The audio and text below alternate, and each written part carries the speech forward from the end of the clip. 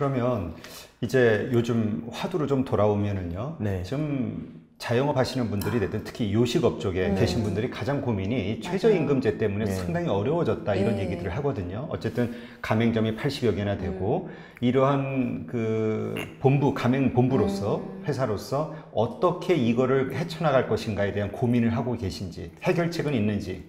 솔직히 말씀드리면 해결책은 없어요.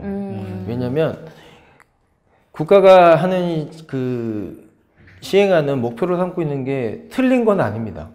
맞죠. 저녁에 노동자들한테 저녁이 있는 삶을 제공하고 하는 게 맞죠. 네네. 국가가 하고 있는 시책 사업에 반대를 위한 반대도 아니고 그냥 그거는 맞다고 생각해요. 근데 가장 중요한 건 요식이 갖고 있는 생리가 있거든요. 요식업은 남들이 일하지 않는 맞아요. 밥을 먹어야 돼. 예. 남들은 그렇죠. 그 시간에 밥을 제공해야 되는 거고요.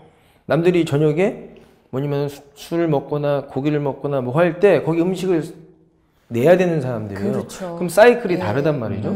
근데 문제는 모든 산업군이 다 똑같이는 되지 않는데 이걸 너무 형편일률적으로 만들어 놓기 때문에 이런 문제점들이 도드라진다고 생각하고 저희 같은 경우에는 최저임금은 애초에 2년 전, 3년 전에 다 깨졌어요.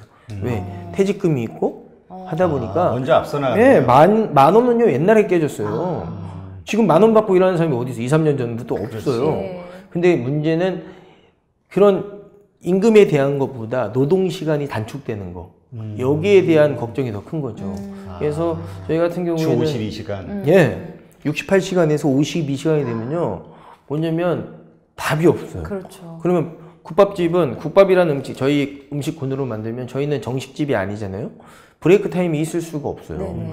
그냥 국밥, 김밥 이런 음식들은 늘 편하게 맞아요. 늘 원하는 예. 시간에 가서 쉽게 먹고 나가고 이런 군인데 그런 군에 이제 저희 같은 경우는 뭐 시간 연차를 둬서 직원을 쉬게 하거나 아니면 정말 2시부터 4시까지는 브레이크 타임을 걸거나 이런 문제들을 해봤거든요. 근데 참 네네. 쉽지 않고 그리고 지금 저거 오산에다가 그 자유형 매장 그러니까 키오스크를 설치해가지고 그런 것들을 지금 테스트를 해보고 있어요. 예. 그걸 점주님한테 갖춰져 있는 거 해보라고 할 수는 없지 않습니까? 그거 다 비용인데 예. 본사에서 비용을 들여가지고 그 시범 매장을 하고 있거든요.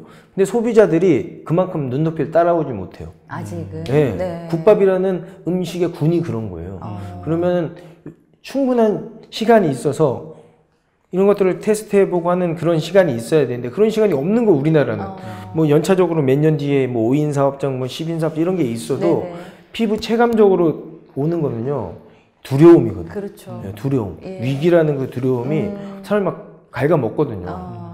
그래서 저는 이 요식업 시장에 대해서는 그런 어떤 국가에서 좀 일을 하시는 분들이 이 산업군에 좀 이해를 좀 하시고 형편일률적인 게 아니라 네. 군마다 좀 차등화를 둬서 어떤 정책들을 만들어내면 아니 국가가 한다는데 누가 쌍심 그런 마음 전혀 없거든요. 예. 따라가는데 네.